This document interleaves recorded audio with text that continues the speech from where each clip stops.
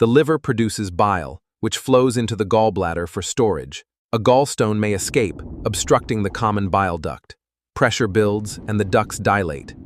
We begin by introducing the duodenoscope. It travels smoothly down the esophagus and moves the pylorus, crossing into the small intestine. This is the second portion of the duodenum. We are positioned inside the duodenum, guiding the endoscope. This transparent view reveals the common bile duct, resting just behind the wall. Here, it precisely joins the intestine, forming a critical junction. The sphincterotome is carefully positioned.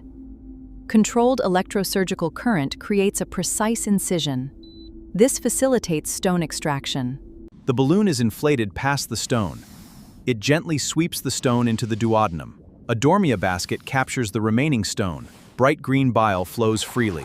We can see complete clearance of the common bile duct. Contrast dye flows freely into the duodenum. To address mild narrowing, a temporary stent is deployed. The stent expands fully, successfully restoring complete drainage. This side-by-side comparison highlights the biliary system before and after an ERCP procedure. Biliary obstruction is resolved, restoring normal flow.